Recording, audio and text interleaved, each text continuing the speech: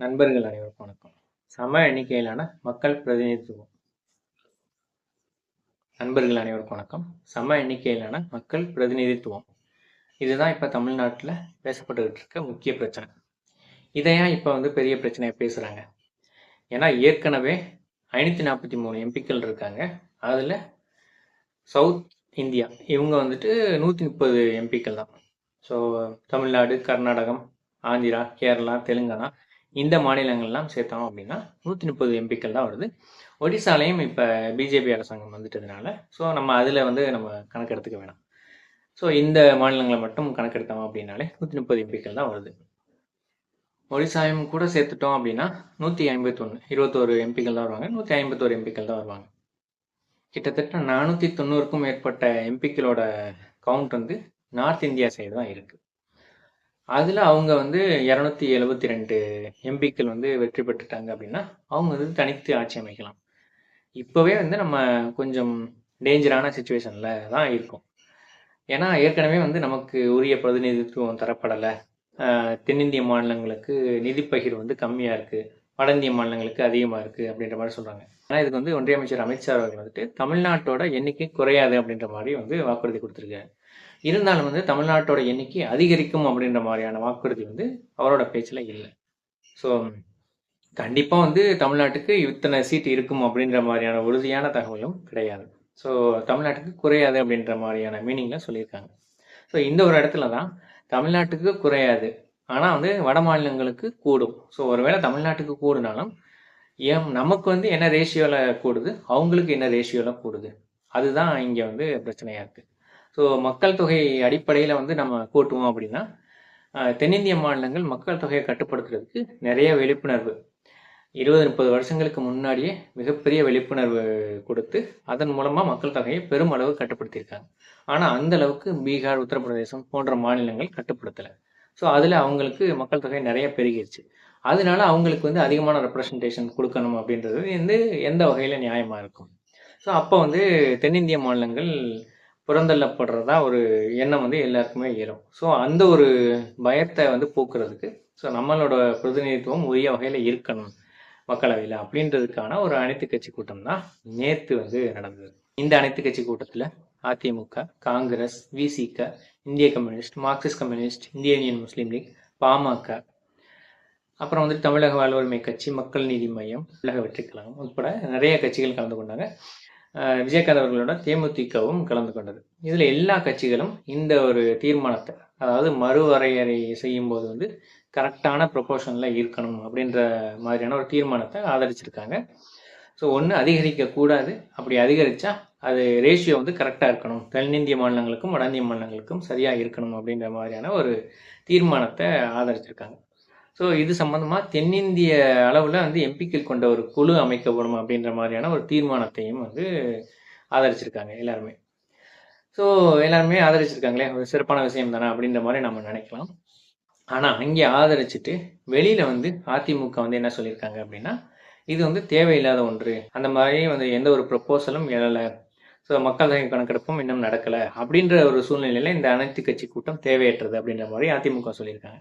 அப்படி அனைத்து கட்சி கூட்டம் தேவையற்றது அப்படின்னா எதுக்கு நீங்கள் அந்த அனைத்து கட்சி கூட்டத்தில் கலந்துக்கணும்? ஆனால் தமிழ்நாட்டு மக்கள் இதில் கலந்துக்கலை அப்படின்னா நம்மளை புறந்தள்ளிடுவாங்க அப்படின்ற ஒரு பயத்தினால இங்கே கலந்துட்டு இருக்காங்க.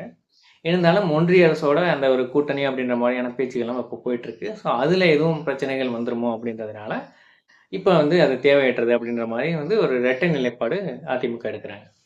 ஸோ அதே போல தான் தமிழக வெற்றிக் கழகமும் செயல்படுது அப்படின்னு தான் நினைக்கிறேன். ஏன்னா தமிழக வெற்றிக் கழகத்தோட பொதுச் செயலாளர் இதில் நாங்கள் மறுசீரமைப்பு அப்படின்ற இதில் நாங்கள் உடன்படலை அப்படின்ற மாதிரியான ஒரு ப்ரெஸ் ரிலீஸை வாசிக்கிறார்.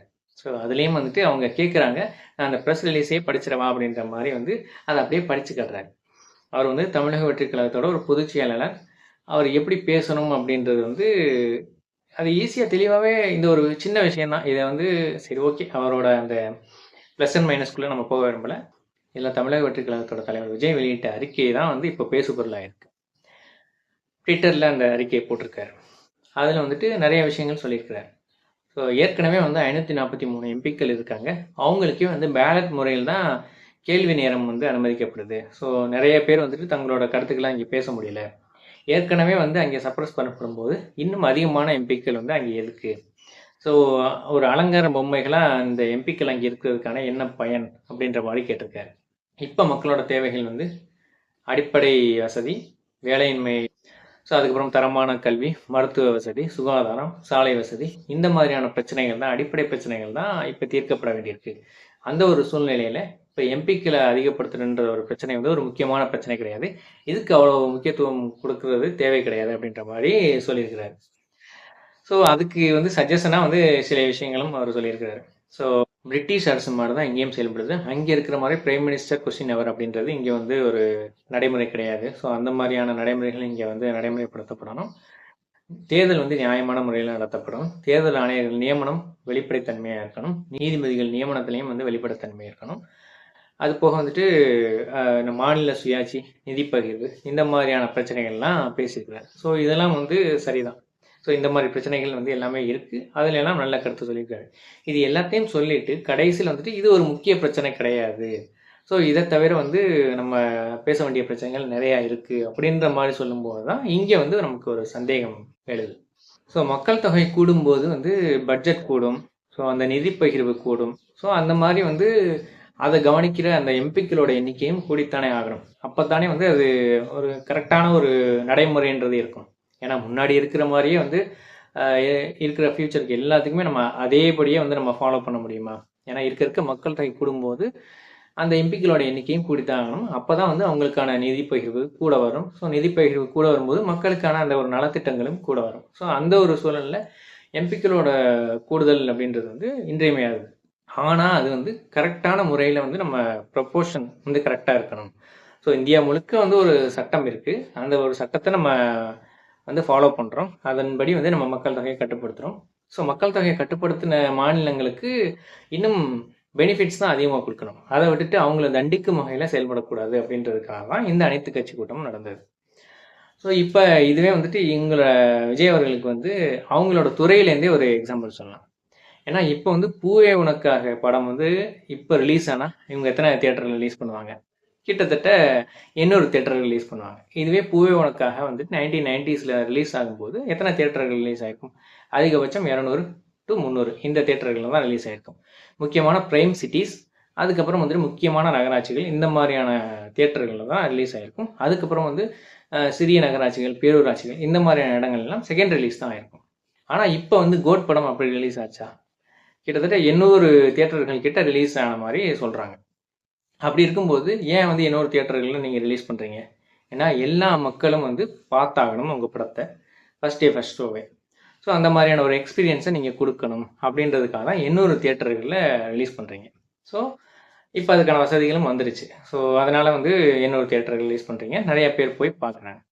ஸோ அந்த மாதிரி தான் வந்து தேவைக்கு ஏற்ப நீங்கள் எப்படி வந்து தியேட்டர்ஸ் அதிகப்படுத்துகிறீங்களோ ரிலீஸ் பண்ணுறதுக்கு, அது போல் வந்துட்டு எம்பிக்களை அதிகப்படுத்தணும் அப்படின்ற மாதிரி சொல்கிறாங்க. அது நல்ல விஷயம். ஆனால் வந்து அது கரெக்டான விதத்தில் இருக்கணும். ஏன் வந்து கரெக்டான விதத்தில் இருக்கணும் அப்படின்றது இதை வந்து ஒரு நம்ம கோட் பண்ணி சொல்கிறோம் அப்படின்னா, இப்போ வந்து எல்லா இடங்களும் ரிலீஸ் ஆகிடுது. ஆனால் வந்துட்டு இப்போ தியேட்டர்கள் எங்கே அதிகமாக இருக்கும்? எப்படி வந்து இந்தியா ஃபுல்லாக இருக்கும்போது அந்த இடத்துல வந்துட்டு இந்தியா ஃபுல்லாக நிறைய எம்பிக்கள் இருக்கும்போது தென்னிந்திய மாநிலங்களுக்கு எம்பிக்கள் குறைவாக இருக்குதோ, அதே போல் வந்துட்டு தியேட்டர்களோட எண்ணிக்கை வந்து தமிழ்நாட்டில் பார்த்தீங்கன்னா வட தமிழ்நாட்டில் தான் அதிகமான தியேட்டர்களோட எண்ணிக்கை இருக்குது. சென்னை, செங்கல்பட்டு, காஞ்சிபுரம், அந்த வடார்காடு, இந்த மாதிரி டிஸ்ட்ரிபியூஷன்லாம் சொல்லுவாங்க. அங்கே தான் நிறைய தியேட்டர்கள் இருக்குது. கோயம்புத்தூர், இந்த மாதிரியான முக்கிய நகரங்களில் தான் நிறைய தியேட்டர்கள் இருக்குது. அங்கே தான் வந்து ஒரு மல்டிப்ளெக்ஸ் தியேட்டர்களும் நிறையா இருக்குது.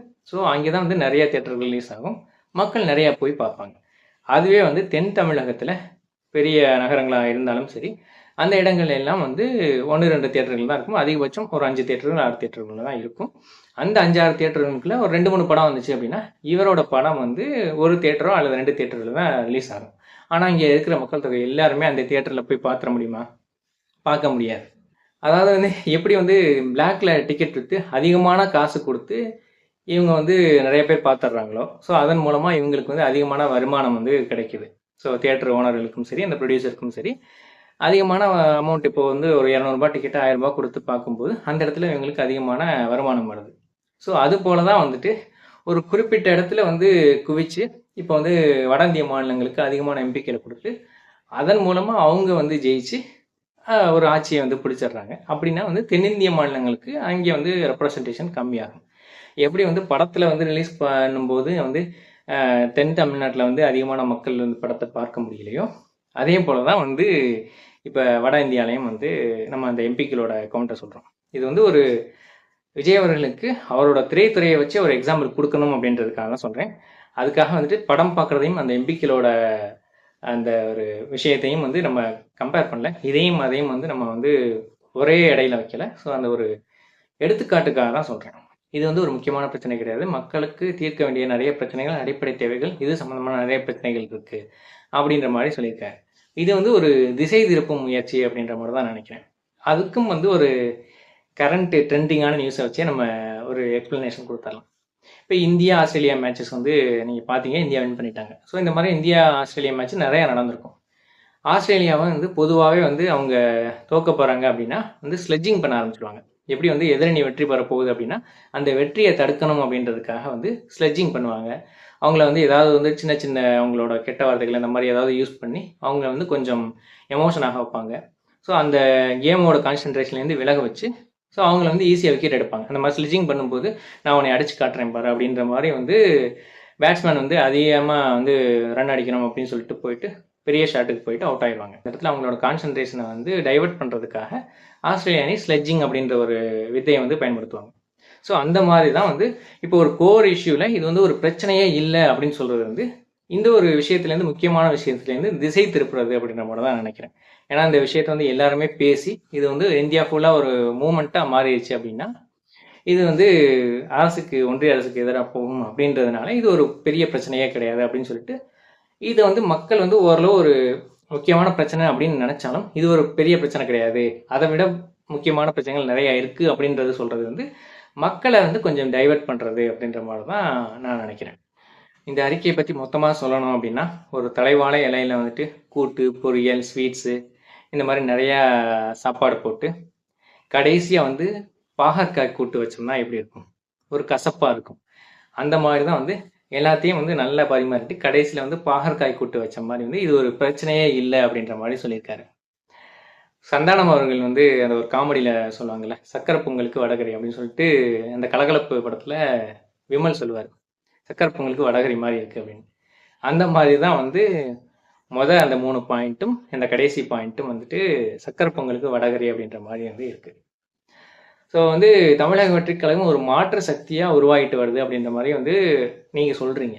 ஸோ அதை வந்து தமிழ்நாட்டு மக்களும் நம்பணும். தமிழ்நாட்டு மக்கள் வந்து உங்களுக்கு நிறைய பேர் ரசிகர்களாக இருக்காங்க, அவங்களோட ஓட்டுகள் வந்து உங்களுக்கு விழுகும் அப்படின்ற மாதிரி நினைக்கிறீங்க. அது எல்லாரோட ஓட்டும் வந்து அப்படியே விழுந்துடாது. ஸோ அது போக வந்துட்டு உங்கள்கிட்ட அரசியல் தெளிவாக இருக்கா, என்ன மாதிரி உங்களோட கொள்கைகள், இது நீங்கள் வந்து எப்படி செயல்படுறீங்க, அதை பொறுத்து தான் உங்களுக்கு ஓட்டுகள் விழுகும். அப்படி இருக்கும்போது இந்த மாதிரியான முரண்பாடான அறிக்கைகள் வந்து உங்கள் மேலே இருக்கிற வந்து ஒரு ஈர்ப்பை வந்து அதை டைலூட் பண்ணணும் அப்படின்ற மாதிரி தான் நினைக்கிறேன். ஏன்னா இது வந்து எழுதி கொடுக்குறவங்களோட தப்பா அப்படின்றது தெரியலை. அதிமுகவும் தமிழக வெற்றிக் கழகமும் உள்ள சப்போர்ட் பண்ணுற மாதிரி பேசிட்டு வெளியில் வந்துட்டு அவங்க வந்து அதாவது வந்து பேச்சிலே வந்துட்டு ஜெயக்குமார் வந்து சொல்கிறாரு ப்ரெஸ்ஸுக்கு வந்து பேட்டி கொடுக்கும்போது, இவர் வந்து ப்ரெஸ்ஸுக்கு வந்து ரிலீஸ் பண்ணியிருக்காரு அறிக்கையாக. ஸோ இந்த ரெண்டுமே வந்து ஒரே சாராம்சத்தை தான் வந்து சொல்லுது. ஸோ இது வந்து ஒரு முக்கிய பிரச்சனை இல்லை அப்படின்ற மாதிரி சொல்கிறாங்க. அதே மாதிரி வந்துட்டு அதிமுகவும் வந்து இப்போ வந்து அவங்க அதை பற்றி பேசவே இல்லை, அதனால் இது அனைத்து கட்சி கூட்டம் வந்து தேவையற்றது அப்படின்ற மாதிரி சொல்கிறாங்க. கிட்டத்தட்ட ரெண்டும் வந்து ஒரே கான்டெக்ஸ்ட் தான் இருக்குது. ஸோ இவங்க 2 பேரையுமே வந்து ஒரே ஆள் வந்து இயக்குறாங்களோ அப்படின்ற மாதிரியான சந்தேகமும் இதன் மூலமாக எல்லாருக்குமே எழுது. ஸோ அதை வந்து தவிர்க்க முடியாது. ஸோ மாற்றுக் கட்சியினரும் வந்து அவங்களுக்கு ஓட்டு போடணும் அப்படின்ற மாதிரி நினச்சா அவங்களோட தெளிவான அறிக்கைகள் வேணும், திடமான அந்த ஒரு எதிர்ப்பு வேணும். ஒன்றிய அரசின் மீதோ இல்லை வந்து மாநில அரசின் மீதோ எந்த ஒரு அரசின் மீதாக இருந்தாலும் திடமான எதிர்ப்பு, தெளிவான அறிக்கைகள், திடமான செயல்பாடுகள், இதை பொறுத்து தான் வந்து அவரோட வெற்றி தோல்வி அப்படின்றது வந்து தீர்மானிக்கப்படும் அப்படின்றது தான் என்னோட கருத்து. ஸோ என்னோட இந்த வீடியோ பிடிச்சிருந்துச்சுன்னா இதை வந்து லைக் பண்ணுங்கள், இதை வந்து எல்லாருக்கும் ஷேர் பண்ணுங்கள். தகைசால் தமிழாவுக்கு சப்ஸ்கிரைப் பண்ணுங்கள். நன்றி, வணக்கம்.